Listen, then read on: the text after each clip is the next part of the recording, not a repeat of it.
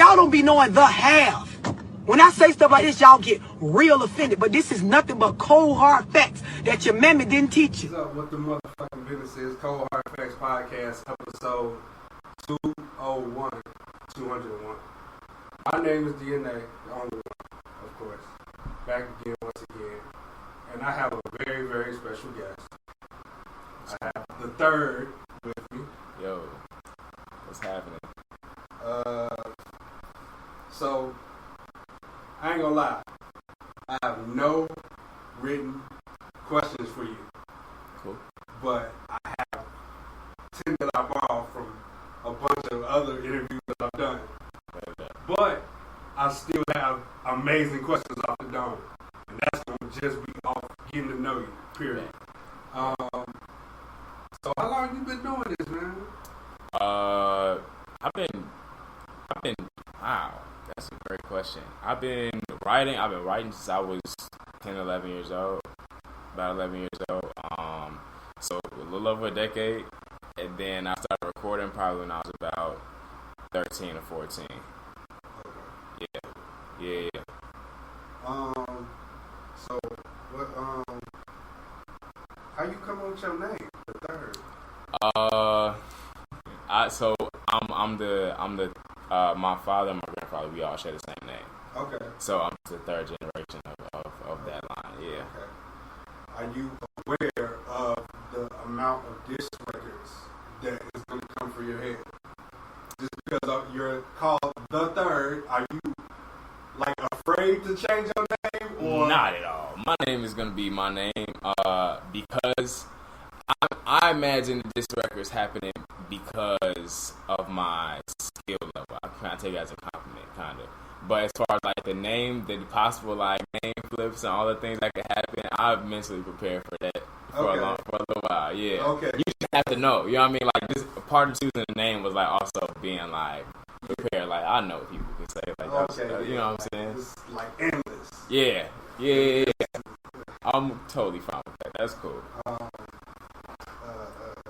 Who's your favorite artist right now? My favorite artist right now? Oh my God. It can be more than one. I don't care. But the one that keeps you going. So Kendrick is somebody who's always kept me going, but this project he recently dropped has definitely had me in study mode for sure. Okay. Man, who else has got me in my I want to say actually my homie Asar. Asar is an amazing artist from Chicago, from the South Side. He's doing like really good stuff, and there are not a lot of people who I can listen to and would be like encourage me to write better, like to like do better, like get back in my work and like really dig in. There are a bunch of people I enjoy, but there are very few people that like get me in that mode where I'm like, oh, I need to step it up a little bit. You know what I'm saying? Them two are definitely two of those people. And then I would say I like a lot. I know she was just on here, but like I like what Naomi's doing a lot. Like I'm a fan for sure. Like fan of what she's doing as of recent. Yeah. You wouldn't be. You said you had a lot of y'all had a lot of material. Yeah. So. Yeah, we met in like early, I want to say like maybe the middle of 2019. I want to say it seemed like it's been a lot longer, but we met toward the middle of 2019. Got locked in the studio with our engineer Jacob, and we cranked out with no exaggeration 15 songs in like a month, and it spanned like 3 months. And now we just every once in a while we'll text each other like, hey, which one of these you want to drop? Like, you got a project coming out, like what's gonna be on it? You know what I mean? Like type thing. So yeah, it's not too dated to where you can just put them in any piece with anything. Sometimes I'll run back through like on my Google Drive. I'll run back through them, and I'm like, nah, this still fire. Like this definitely still fire. What you waiting for is my last single I dropped before this project that me and both are on. We recorded. That was like one of our first 4 songs that we recorded together. And I'm like, yeah, it's one of the things that that's how I knew it was good.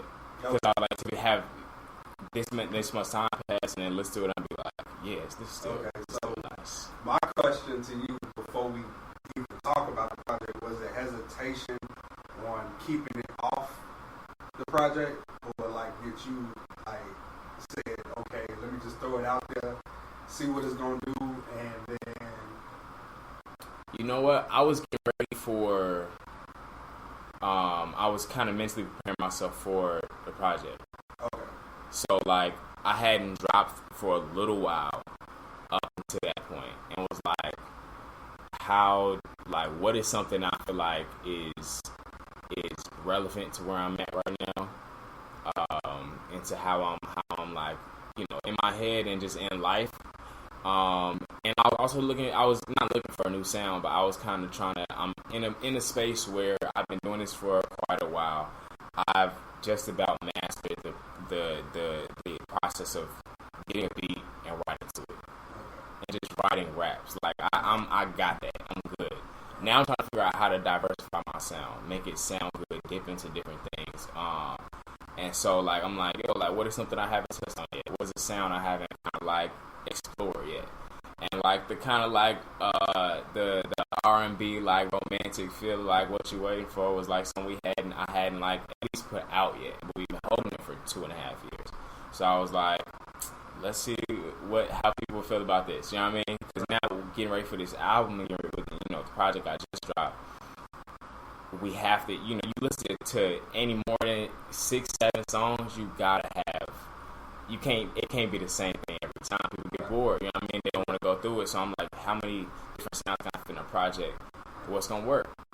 So those singles were like me testing out, like, what's gonna work. Y'all like this? I'll put it in an album. That way, it's like I got like bars and like raps, and then I got something that's like, I got like a gentle feel, like the more R&B joints, and I might be singing on there, and then like that way, if it didn't work, I'd be like, I might not put this in the album, So that's it.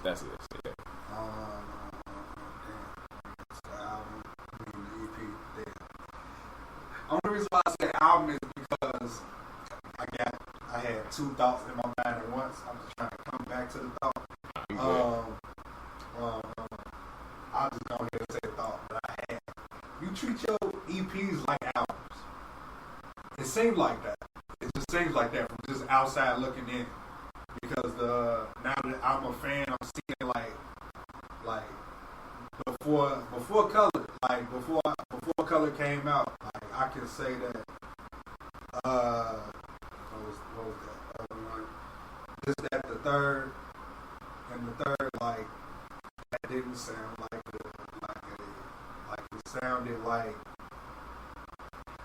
it sounded like an EP, but it was a sample size, but it also felt like an album to a sense. But it was so short that, like, yeah, we can understand that it's an EP. And also, like, the director's cut, like, that sounded like more of an album. That didn't sound like an EP. Thanks. But, like I said, like, I feel like I'm talking too much now, but it seemed like from the way you having to, like, put projects out, you really sit there with your songs and then come up with a solid, couple of songs that then push them out, but you create a nice concept out of it. I'm trying to create a moment. Okay. I'm trying to create a moment. I realize the age of music I'm living in, and being an artist is so hard. Being like working as hard as I do and like creating at the quality that I do, and being out and be like, oh yeah, I rap, and niggas be like, okay, you know what I mean? Everybody out here rapping, you know what I mean? So like, I'm like, yo, if there's so many songs being put out every day, like I'm about to put out a project, somebody gonna drop a song 20 minutes after I do. Like it's just so much happening at the same time. How can I make people remember what I'm doing? And I'm like creating a moment. So like, yeah, the rollout leading up to the drop is like, boom, I hear something. Like this, that, and the third was one of my favorite project rollouts I've ever done. The best one for sure. And this is just 3 songs, like you said, but like I wanted to feel like a whole thing. I wanted to feel like a big deal, because it's already in such a small like portion size, Right. that I'm like, how can I make this? I want to make it a huge thing. I want to make it like a whole ordeal where people are taking it seriously as a thought out concept and not just 3 songs I put in a zip file. You know what I mean? Right. Colors is one of my favorite, probably like, might be my second favorite. Because I was able to, I don't know where I got this from, but I like took kind of the questions and like the prompts and like things that inspired me to create the album, put them into questions. These are all questions I answered while making the EP. There you go. Yeah. But these are all questions I answered while making the EP. And I'm in album mode. I've been in album mode for like 8 months. So about almost a year. Wait. Before that, I don't mean to stop you, but why not just call it an album, even though it's an EP? Because, you know what? That's not a great question. I didn't think about it. I grew up in the rules of music and like, even though understanding like where those rules and standards come from, people who not making the music. People not making the music was like 2 to 6 songs, that's an EP. Don't call it nothing else. Kendrick got the 16 song project and called it an EP. You know what I mean? Like that's like something that's like I like now in the mode to like break the rules now that I've learned what the rules are. But naturally when I'm like putting stuff out, I'm like, okay, this is this because that's what I've been told, that's what I've been taught. You know what I mean? So yeah, I'm a product of like what I like, of kind of like what the industry standards are as far as like how we call our work. But it's also at the end of the day, it's mine. Right. So you're completely right. I could have easily called it an album, but I think the other part is I want my first album to be the greatest thing that's dropped that year. Okay. And I feel like I haven't worked. Like I've on the singles and the EP is like my practice. It's like I'm scrimmaging right now. As they're great in their own. Right. But like yeah, I'm definitely like this is yeah, it's layup line here. I feel like from looking and you talking, it seems like every time you drop, you feel like the underdog. You still don't feel like you. I haven't, and not only am I not do I not feel like I've gotten, I guess, the external recognition I was looking for how much I put in, but I also know that I have something better coming up. I know that there's something better than colors, so I'm gonna gas colors like it's the greatest thing, and see what I get out of that, and then I'm gonna put 110% to the next project, and then that'll be a thing. Yeah, I'm in that mode to let it happen. I just I need a little bit more time. So we're dropping off these projects that have been like kind of tracks. All of them are like they have something to do with each other. They've all kind of like been leading up to a certain moment to this album in a way that I'm be connecting real soon, really soon.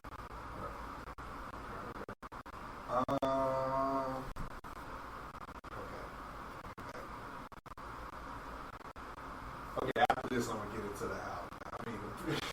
Now you get EP. Top 3 albums of all time. Yikes. It could be recent. It Top 3 albums of all time. My top 3 albums of all time might be B by Common. Miseducation of Lauryn Hill, and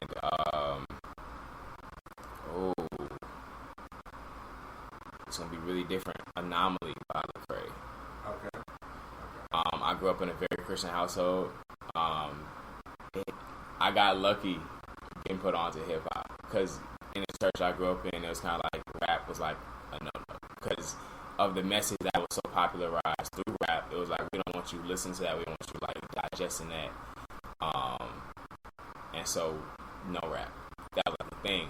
My dad just so happened to be a poet. He was like running around like doing open mics with his friends in the same city. And just took since I was like 3 and 4 years old, been taking me to open mics that he been going to, and like different his shows and his friends' shows that he been going to, and book signings, all this stuff like that. So I was just around. I just so happened to get that sample in. And Craig was somebody who was like perfect middle ground for me. It was the Christian message that they wanted me to have, right? And I kind of internalized, but also like rap. Right. And it's not only was that album something that was like probably it gave me it kind of spoke to me as far as like how to establish what I want my personal relationship with God to be like. Also, it's just amazing rapping. Like some really great music is in there. And so yeah, that's my top three. Are you a fan of the phrase church clothes? Yes, I am. That I don't like it as much as I like Anomaly, but I do like the idea around church clothes. He's also about to drop another one. I feel like he's about to drop the volume 3, I think. Okay. Soon. So yeah, I haven't really paid attention to him any more fully. I've been like all mainstream, and then like I have my little touches with the underground scene. You were part of the underground scene. Let's go ahead and get into this EP. Still That Guy Part 2. Can you explain like how Off the Ropes, Still That Guy, I feel like it's totally like completely different from Part 2.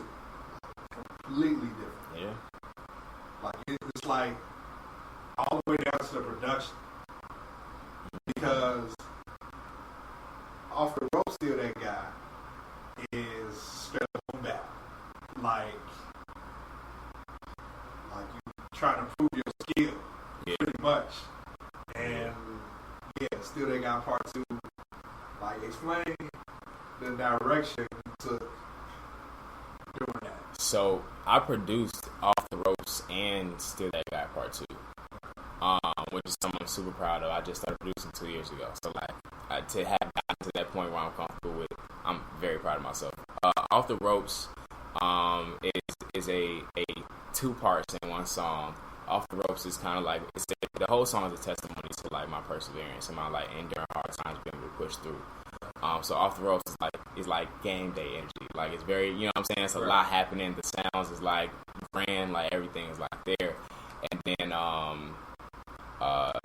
Still That Guy is like after you done with the game, you're in the locker room getting changed, you're tired, you probably up by yourself, you know what I mean? And so that's why it's like a very like a slower type of energy where I get to think more. I've been an athlete, I've been doing organized sports since I was like 3rd, 4th grade. And so like I realized, especially getting older, like when I'm playing sports and like being tired and like having that after the game moment, is when I get to think the most. So that's where a lot of my thoughts is coming from. Still That Guy was about me having questions about my personal and my intimate relationships. Being like all my ambitions, like everything that was like keeping me from like going fully into it. Am I reaching for glass in my hands? Do you miss me like when people miss acid rap chance? Like being able to like, like, am I actually going to be cared for it in this space that I'm like, people are, you know what I'm saying? Ain't nothing wrong with coloring book chants. Let me just say that. Facts. No, nothing wrong for with sure. coloring book chants. And I'm like, like I want that. I want that really bad, but I don't know if I'm gonna be cared for in this space. I'm scared of like putting myself out there like that. That's what Still That Guy was, right? Can I be nervous and scared and like kind of withhold this part of myself and still be that guy? Like I want to be him, but also in like a full sense.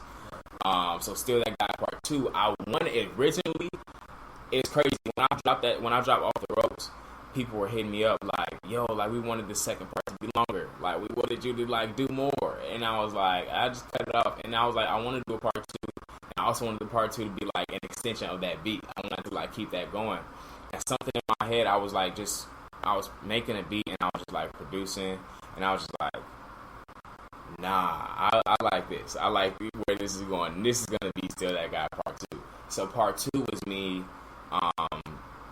finding love, being in love for the first time ever. It was me having being more sure about the things that I was sure about when I wrote Still That Guy.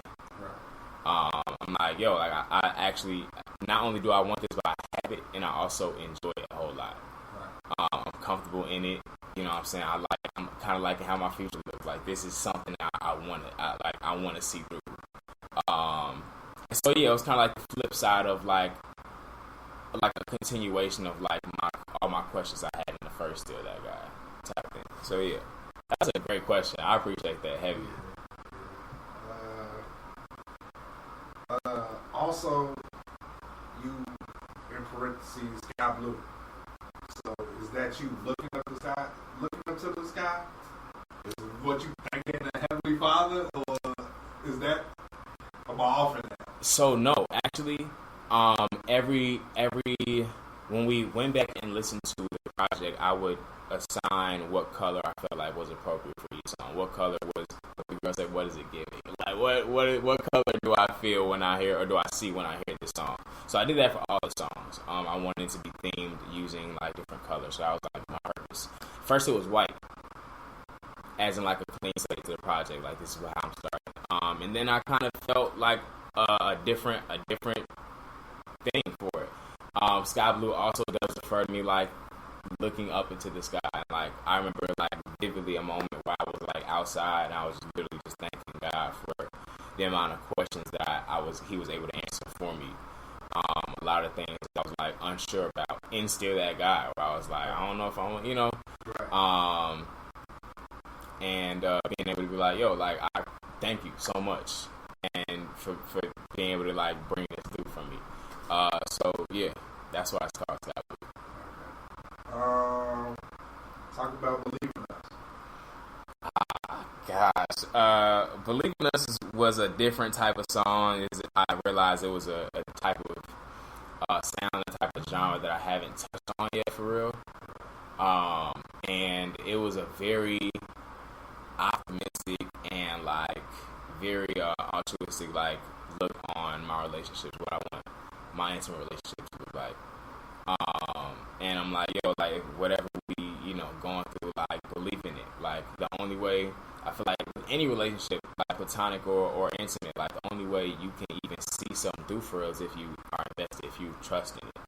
You know what I'm saying? If we cool and I'm like, yeah, but if he's not around, he's not around. You know what I'm saying? Like I'm all good. When we get into something, I'm not gonna have no problem parting ways with you because I don't believe in it. You know what I mean? And so I'm like, yo, if I'm gonna do life with somebody, especially on an intimate level, I need you to believe in this. The co-title was Believe in Us, as like a double entendre, but also like that's the thing. If you don't believe in it, you're gonna believe in it. Like so that's what the co-title comes from.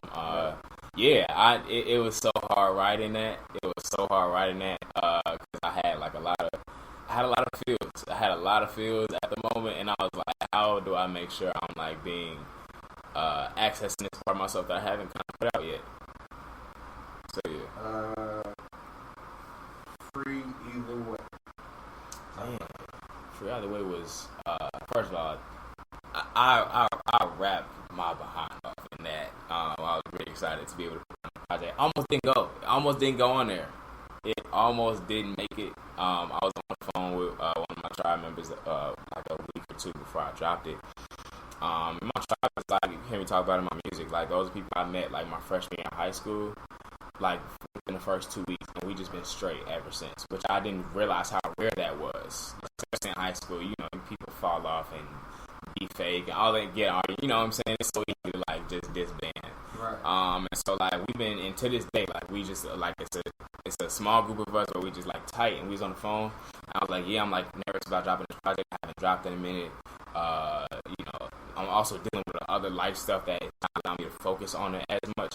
Right. And he was like, I sent it to him. I recorded that song March. I want to say like 2020. I recorded that song in 2020. I can't remember what day it was.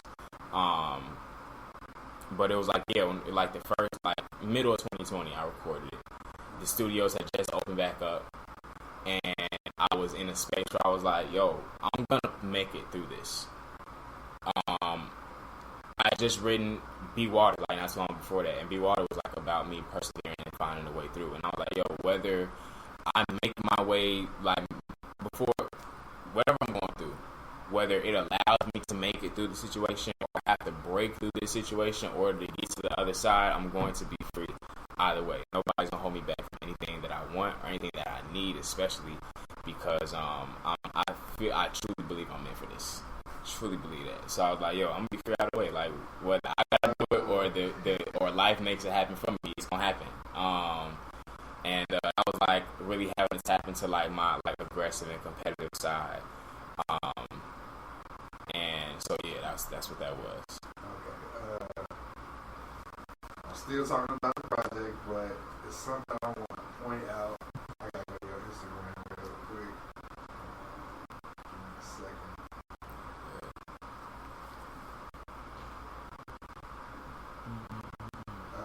So the track list on your Instagram is way different from what you put out in order. Was that on purpose? It was. Well, yes. When I put out that track list, I wasn't sure about how I wanted the order to go. And that was like a general. Like, I knew what the first and last was definitely the first and last. What in the middle, it was kind of like debate.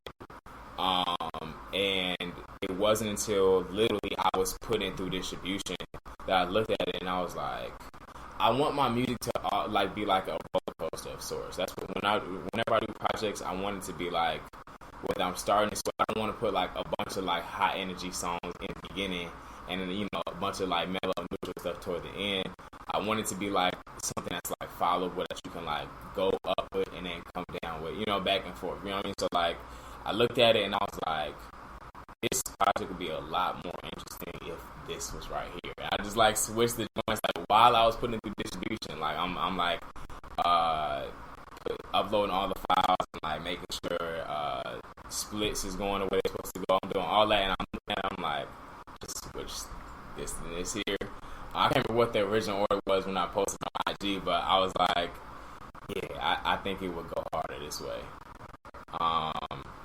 Yeah, also people can go ahead and listen to it in that order and see what happens. Like, I don't know. So yeah, it's really, I like that part. I can be as intentional as I want to. Like, people, a lot of things I'm saying right now is why I love doing these types of interviews and you asking the amazing questions you ask, because nobody will really, especially now in my career, nobody's looking for me to say things about it type thing.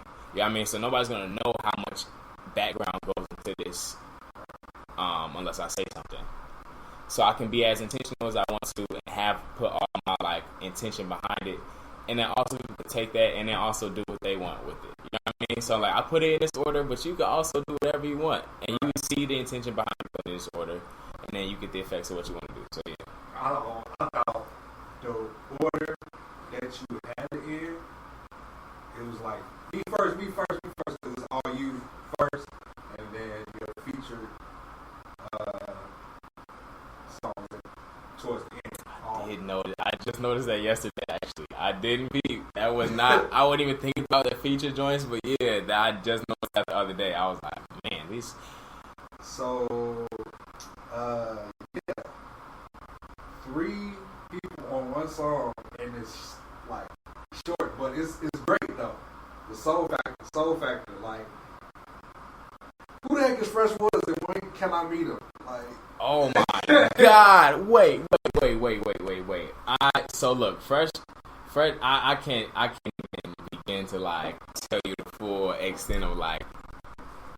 If you do Pivot Gang, Pivot Gang is okay. MF and Mello is I'm going. Mello and Saba and all that. So like, they're all in a rap group called Pivot Gang, coming from the west side of Chicago.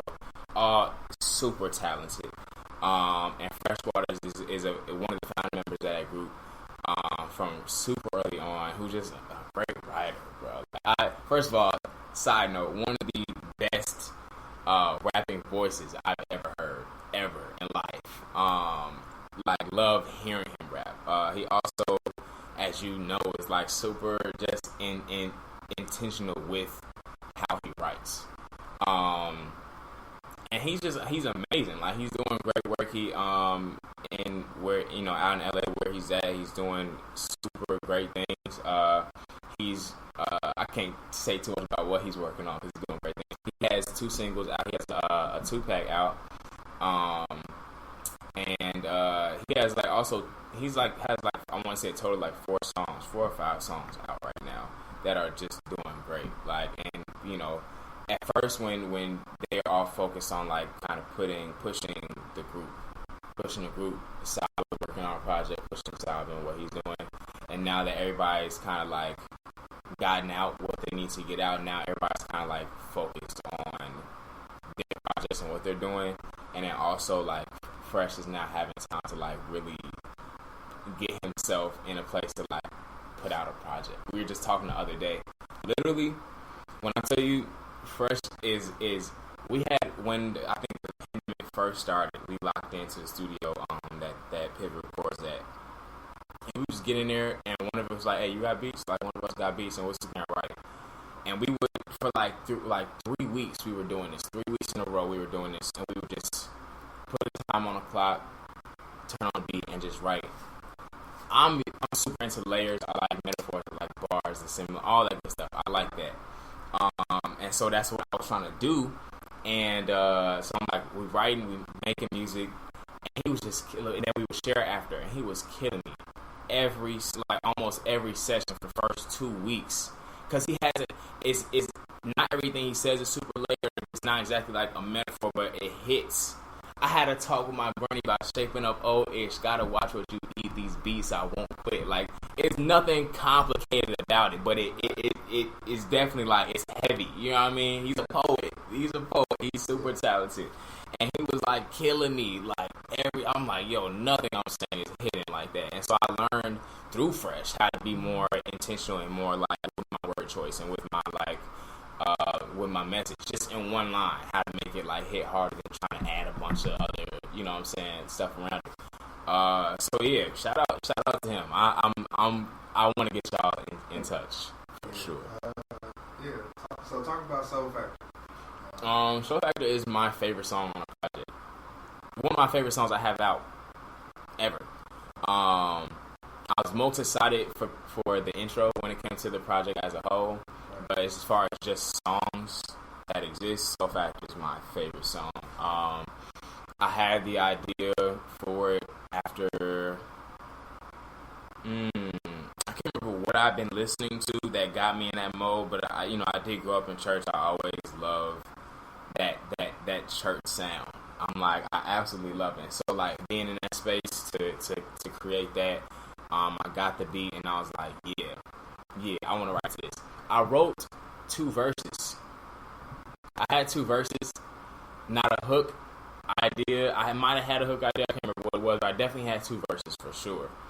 And I was like, man, I'm going to drop this song. And then time, I think Fresh had called me like right after I finished it. And we just had a talk. And I was like, you know what? He would sound really good on this song. So I've known him since like 2017, 2018. And this is the first song we've ever done and put out. And I was slightly nervous because I was like, I don't know if he gonna want to do it. Yeah, I mean, like this is like one of the big homies. Like he's doing great things with the group, with the class that he's doing it with, and I'm good at what I do, but I also know exactly like where I'm at in my career. I'm like, he might not, So I came up to the studio. I was like, yo, I want you to meet me here. I got something for you. He's like, word, and I was like, cool. So this is what I want to do. The song is about. He was like, shut up, and I was like, oh, word. He was like, just play it, bro. If I feel it, we gonna make it happen. So I just pressed play. All I had in that song was the first and second verse. No, I actually didn't even have it recorded. This is before I was doing demos. Usually when artists are doing collabs, you lay everything on the track besides what they need to put on there, and you send it to them. I wasn't even doing demos at this time. I was a lot less prepared, and I just played the beat and rapped it. And he was like, "This fire." He was like, "Let's make it happen." I was hosting open mics at the Harold Washington Library at this time. Every Wednesday I would do media open mic. So I ran over there. I showed it to him. He said yes. Ran over there to host that. Came back. His verse was done. I totally forgot I had reached out to Eric Trayvon, who I met through Young Chicago Authors, weeks before that.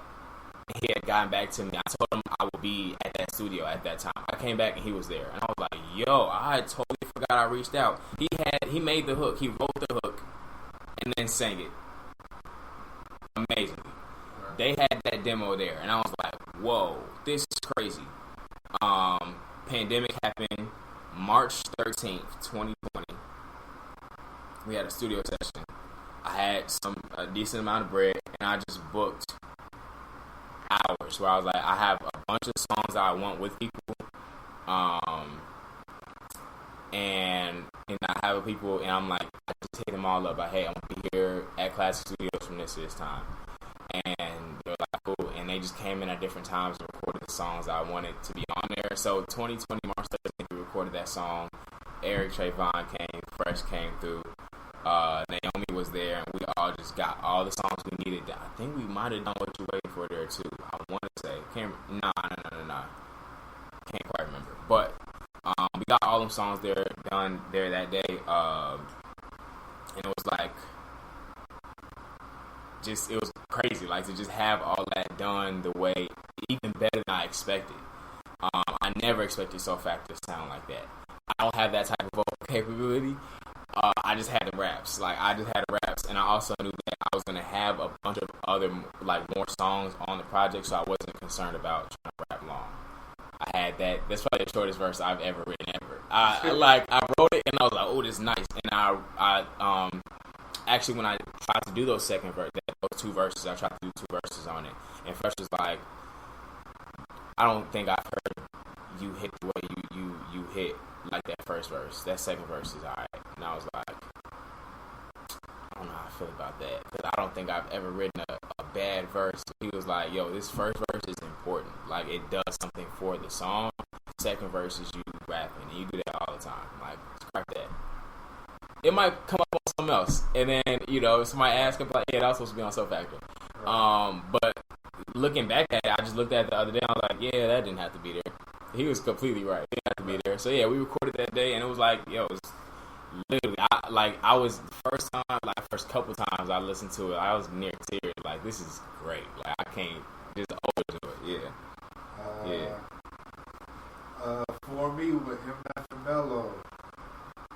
Yeah, same thing. Same thing with bringing it to him. I was like, it was Unmastered Mellow. Like, I've known him for a while. I met all of Pivot Gang one at a time over, like, with the span of, like, two years. Fresh was the first person I met and got cool with. Then it was, I want to say it was Mello right after that. No, it was Squeak, because Fresh and Squeak are brothers. So he first told Squeak about me, and we got cool. And then it was Mello. And I was like, I don't know if Mello's going to want to do this. I know he's doing, like, a lot of great things, and, like, I don't know if he going to, send me my stuff my way. Like, and, I had to trust the relationship, the foundation we laid. Also, if I didn't send it, it wasn't going to happen. If I sent it, there was a chance it would happen, but if I didn't send it, it wasn't going to happen. You know what I mean? Right. So I'm like, let's just do it. So I was like, hey, I'm trying to come up to the studio. I want to show you something. I got something for you. He was like, word, let's make it happen. Showed him what I had, and I actually had a demo that time. I want to say I had a demo, and I wrote the hook, everything, and he was like, yeah, I like this. It was like a year ago. Ooh, no, it wasn't. It was during it was like during quarantine, so it was like also around that time. And I was like, what you think? He was like, yeah, it's fire. He was like, and so he was like, talk to me about what the song is about. And that was something that I didn't really, I appreciated him for doing that too, because he was then able to make his personal connection to it based on what I felt like the song was about for me.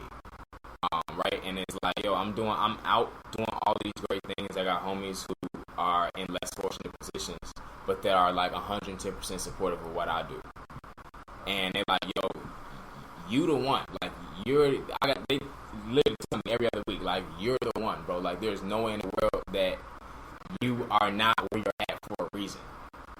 You know what I mean? So we're going to do everything we can, even though we don't got the same platform, we don't got the same, you know what I'm saying? Like, me and Fresh were just talking about the other day, like, we got people who backing us. Like, we're meant to be here. And I'm like, yo, while I'm out doing these things and, like, making a way, folks got my back. Like, they are present for me, and I appreciate that so much. So I'm like, yo, watch my back for me. Like these people are for me. I got a lot of things going against me, right? But these people are here, like, for me. So I sent the song to Mello, and I was like, This is what it means to me. Like, we sat down and talked about it, and he was like, yeah, I like that a lot. And he also was able to identify, which made the song go harder. Because it was like, I personally, when you feel something, it's like you feel it. So he wrote that verse like a year before we got a black quarterback. And so to hear that song when the news dropped about like the Bears, like, and I was like, yo, he definitely just spoke about this like a long time ago. So we recorded a demo during quarantine, and then it just because of circumstance and, you know, people having different things to do, took us 2 years to finally get a final version of the song. And so we recorded that, like I said, during quarantine when everybody was locked down. We recorded that demo for it. It's an idea. He put the verse down. I absolutely love the verse. And I did something that it took me a lot to do because I'm a fan of his work and like what he does and his artistry, and I know how seriously he takes it. And I was like, yo, this verse is nice. You can execute better. He was like, he just looked at me for a while. And I was like, I think the verse is fire. They don't change anything about this verse. This is great. I think we can just execute the verse better. And he was like, nah, I completely agree. I was like, oh, yeah, cool, all right. So that was quarantine 2020, and then we recorded the final version like 3 weeks ago. So it took us a minute just scheduling it. I know he was also doing a tour. He wasn't doing a tour. I was probably working, and you know, happenstance. But we got it done, and it was like, this is what we wanted it to be. This is exactly what we wanted it to be, and extremely grateful for them. Yeah, good people. Okay. The last track, Colors, like, I guess that's the title track pretty much. Yeah, I wanted it to be called Colored, and then I wrote the hook, and I was like, I'm saying colors in the hook, so let me go ahead and fix that. But yeah, Colors is probably, I would say, the most important song on the project. I've gotten comfortable with knowing that the most important songs that are like the most heaviest, the ones I have like that I'm saying what I want to say, the message I want to convey, it's not gonna be the most popular, with the exception of my last EP. Fully Realized, I feel like that was the message I wanted to get out. Like all the other things like personal to me and all the other stuff, but like Fully Realized was the one I wanted to get out, and that ended up being the most popular song on the project, which I love. But Colors was like, yo, it's a heavy subject. I'm talking about some stuff that I've been going through for the past year that are super personal and pretty heavy. Also has 3 verses in it, and I don't know when the last time I heard a 3-verse song, especially like, when where we're making music. I know a lot of 3-verse songs I like because I'm just into like older artists, but as far as like the line of artists that I create with, right, we not doing that. You know what I mean? So like I was like, I'm okay with that. Like I'm cool. That's fine. People who like it are gonna like it, and I'm doing myself a disservice if I don't put it. I feel like I gotta like talk about how important the 3rd verse is. Like, okay, it's important and it's not so important. But then again, if you think about it, a lot of the rappers that we appreciate and the rappers who have something to say, most of them have songs with 3rd verses, or their feature verse is longer than 16 bars. That's true. So if you think about it, nobody's really doing 16-bar verses anymore. If you think about it, nobody's really doing that. And the people who are doing that are like I wouldn't say here for the moment. They just trying to stay with the time. Yeah. So I feel like, okay, so you recognize that the 3rd verse is not there, right? I do. Yeah. Okay. I know. Because that is a question that I normally ask every artist. Is the 3rd verse dead? But you recognize that it's not. Yeah, I like sometimes there been a couple times I regretted putting it as a third verse because I was like, what if people don't stay for the whole thing? Like, I mean, I couldn't imagine cutting a song off in the middle, but like, what people, you know, are like, oh, I got to the last song on the project, like, this is nice, I got, you know, I support it, you know, what I mean, moved on, and so then I'm like, I should have put it somewhere else, but I don't think it was a better way to end that song, honestly. Yeah, I don't remember exactly when I wrote that song, but I was like, in a sense, I was like, yo, I wrote that verse. I mean, I want to have that be something that's out there. I can't hold that anymore. So yeah, that verse is also just remind me I gotta get the lyrics up there too. I want to make that happen too. But yeah, that was definitely a risk of mine that I was okay with taking. Right. There's nothing wrong with that because I feel like if you were an artist such as your stature, you have something to say. So I feel like if you hold back, then you're gonna regret it. Thanks. Like so, at least you got one song on there where you got a third verse. Now that should be like it should happen a little bit more often. Like say if you, I'm not trying to put nothing in your head, but when it comes down to the album, like those songs that mean something is gonna need that third verse. Mm-hmm. So just a little thought. Yeah. To put out there. Yeah, no, I think that's like one of the ways I know that a song is serious to me when I have like when I'm feel compelled when I finished a verse, if it has a verse and then I'm like more, I'm like, oh, this is serious. Like it's something that's heavy. I think that's something I also want people to realize. Like if this is the song, I think it's like 5:15 on like as far as like time length on a I didn't look at that or pay attention to it. But yeah, I'm like, if it has a third verse on it, it's serious. I need to stay for this. Right. That's what I want people to like recognize when I'm making music. I want to have that feel for sure. Okay, since more third verses. Yeah, more please, more third verses. I don't really want to ask too many questions because I pretty much like you talked about this project extensively. Like I feel like I don't really get long interviews from new artists. Pretty much, I don't.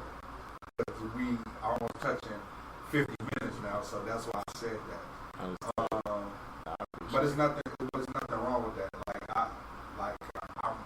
I appreciate the fact that you know fully extensively talking about your baby, which is colored, like because that's your baby is out there now for people to listen to. What's gonna be the next video? The first video we're gonna do on I like this a lot. So I'm gonna start talking now. I have the first video we're gonna do is for Still That Guy. Okay. It's gonna be super simple, but I think it needs. I just started therapy 2 weeks ago. Okay. That's something I just got into. As a me, but also I recognize as like a black man, that's like probably one of the hardest like things for me to like come like embrace for real. It's like starting therapy, and so like at the beginning of the song, you hear me talking to a therapist. It's like, yo, like, hey, like this is something I'm going through, type thing. And so like I want to have that setting, I want to have that feel. I wanted the video to be intimate. It's gonna be like nothing too complicated. It's gonna be simple. That's gonna be the first visual that drops. And then after that, we're doing I Want to Do For Me is going to be next. I would like to have a visual for everything, but as far as like official music videos, we definitely for me, Still That Guy is going to have one. And we're looking to do colors. We'll see how that goes. Are you aware that you're difficult to find like on YouTube, but you got it YouTube? I realized that a while ago and was like, I I just kind of had to. I figure if I keep putting stuff out, which is something I'm gonna do, we're gonna do like a visual upload where it's gonna be like a lot in a small amount of time. I'm excited, but we're gonna have some shorts on everything. I feel like if I keep putting stuff out, it'll get me to it. Like that's what was same thing was on Spotify. Apple Music was like really hard for me. Now I'm like top option, which is fire. So yeah, it definitely gotta be specific with the search for sure. Like me, and then whatever you looking for from me. Like me, the third, like whatever. What am I doing? The third, like this, that, and the third, or this, the third. That might be confusing. Fully realized, like that. That's something that you could easily like find. But yeah. I realized that a little while ago, and I was like, I feel like I can keep putting stuff out. Don't worry, we're gonna make sure, like on YouTube, we're gonna make sure. Just say it free. I'm gonna make sure. Forget it. I'm just gonna tag your YouTube. So there you go. Like, it's not gonna. That way they know exactly what to get to you, and you're good. But do you want to get signed? I'm not I'm anti-label as far as how it's made right now. Right. I am okay with the idea of getting signed. It just has to be right. It just has to be right. Like, if I can't say a brand, but like if they come up to me and they're like, yo, like we gonna give you what you deserve, and also the things you spent like years and years crafting and working on, we're not gonna totally rob from you and separate you from. Yeah, I'm with that. I'm with that. Yeah, that's. I don't know what label doing that. Exactly. But like that's all it seems like now. So as of right now, I'm like, I'm straight. I'm good. Okay. I'm good. Yeah. How do you stay inspired? How do I stay inspired? I think first thing I do is read. I just had one of my students ask me the other day, like, yo, I wanna rap better. I wanna yo, you have to read. It don't have to be like, any like thick like glossary type. It don't have to be nothing crazy like that. But just read. Just like a myriad of different like books.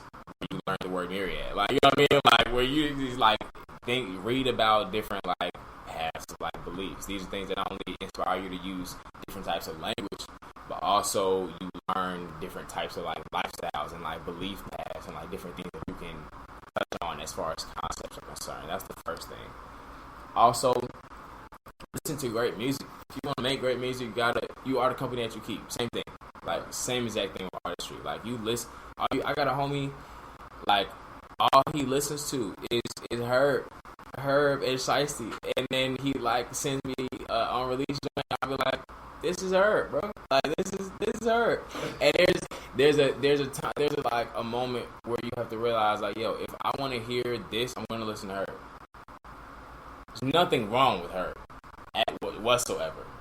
Herb is cool, but I'm like, you have to first identify where you want to be, right? Your general trajectory is like, this is what I do, and this is somebody that represents the high quality of what I want to do in that field. You know what I mean? And then just study that. Like, it don't even have to be like a hard like breakdown analysis. I'm a journalist. When I'm not rapping, I'm writing, I'm interviewing other artists and writing about their albums and doing artist interviews and stuff like that. That's what I do. And teaching. But like, it don't have to be a super heavy breakdown. It just be like, yo, like I listen to a lot of good music, and when I start making music, it sounds good because I know what I'm used to. So that's it. Reading, listen to good music, and then live life. I feel like I should have said that first. That's the most important one. Live life. People are like, yo, how do you get inspired? I write best when I'm on the move. A solid road trip anywhere, and I'm snapping. When I was on the bus before I started driving, on the 6 bus, I'm like back and forth, or on the train, I'm rapping. Like I'm going in. Because I'm seeing things. Things are passing by me. I'm experiencing different things. bro was selling brass knuckles on a red line. You know what I mean? Like, that's crazy. You know what I mean? Like, I'm having different experiences. You know what I'm saying? I'm like, different things are happening to me all at the same time, and like I'm using my senses to experience those things. And I'm like, ooh, how can I write and make it seem like somebody was sitting next to me when this is all happening? Like, make them experience it. You know what I'm saying? Like, make them feel like they were there. Yeah, bro, just live, travel. Right. It's super inspirational. Super inspirational. My first time in LA was last August. I was in LA from the 11th to the 16th of last August. And I went up there. I like had tacos off the truck for the first time. Me, Saab, and Joe went to go hoop. Like, they put me onto a new artist I've been listening to for like a year now. Like, I had a photo shoot where I shot the cover. I shot the cover for Color with my homie Chrissy, who's an amazing photographer from the west side of Chicago. Like, being able to like have all these experiences, something like I can touch on. So yeah, read, listen to good stuff if you're trying to put out good stuff. If you're trying to write a book, read good books, and then travel, experience life.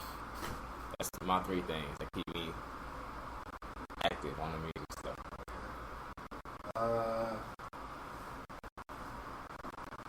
So what do you feel like is your biggest accomplishment in music so far?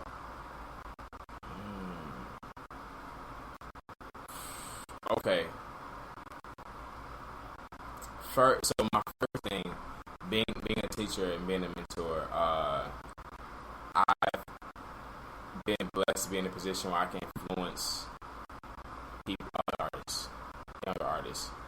I've had an artist a couple years ago who like didn't have any music out, but was just sending me drafts and stuff he was working on, and I was like, do you want to put your stuff out there, like, and like have your stuff distributed, like, out there? And he was like, yeah, I just don't know how to do it. And I was like, I'll teach you how to do it, and I'll pay for your first like few months, half a year of like distribution. Like, just, you gotta get it done though. And so like that's me. His hunger is already there, and like him acting on it and executing. And I'm like, I happen to have the resources and the back end and support to be able to. I'm nowhere near rich at all. I had support, you know what I'm saying, working with an organization. I have some help from them. I have people who I know who know more about distribution process than I do, and then we using all the resources I had, and then we were like, boom, now he's like, his stuff is everywhere. He's sending me every time. He's sending me Spotify links, Apple Music links. And I'm like, I would never, if I stop making music right now, if I don't write another good bar ever again, I'm always gonna hold on to that. Like, that means everything to me. And it's not something I even gotta talk about. Every time I see him, every time we link and we gonna grab something to eat, or I see him, he comes to one of my shows, vice versa. I'm like, we know, and it's a great feeling. Second, I would say I dropped I dropped a project during the pandemic. Since I told you I started writing when I was 11. Been writing every day since then. Every single day for over a decade. Every single day. Even if it was a whole song or if it was like 16 bars. Like, I was writing every single day. Pen and pad, or you still iPhone? I was pen and pad probably until like I graduated high school. And then I got into like Google. I've been using Google Docs for like class and like work and stuff. But then I also just started like writing there, and I was like, oh, it's cool. Like, I keep a bunch of it. I don't run out of pages on Google Docs. Like, it works. I still have all my notebooks of like my handwritten stuff. So I was doing that until I was like 17, 18 years old. But pandemic started March was like 14th. Like, everybody know, like, that day, March 14th, 2020. I went 3 months, 2.5, 3 months without writing couldn't think of a single thing. It was so unstimulating. Like, I was just like so caught up in what was happening and how fast it was happening, and then also just being uninspired. I was like, I can't think. Nothing I write stays. Like, it just does not work. And I was 2.5, 3 months. It was a crazy thing. Everybody was like, oh man, like, writer's block. And I was like, no, nigga, I've been writing every day for 10 years. And then this happens to me. I feel like it hit me way more than it hit some of my peers. And I was like, dang, I don't know what to do. First song I wrote at that moment, like right after I broke that with B Water, was like, yo, I made a way through. Like, just how water always finds like a way around these obstacles. Like, I made a way through. And then I took B Water. I was like, let's make it a thing. And then director's cut happened after that. And I was like, yo, not only did I have to fight that uninspiring moment where I couldn't write, but then also when I was back writing, where we was gonna record at? Who was gonna let us in the building? You know what I mean? Without a full body hazmat suit on. You know what I mean? Right. Like, Exactly. and then, you know, trying to get other people together. There are other people involved in the project. How do I get them in a room with me and feel comfortable? Like, to, you know what I'm saying? To like do that, you know, in the midst of a airborne vibe. You know what I mean? Like, so that was the hard part. And I was just like, yo, I really made all this happen during one of the like craziest moments in like most people's history, like ever. That's my flex. That's my flex.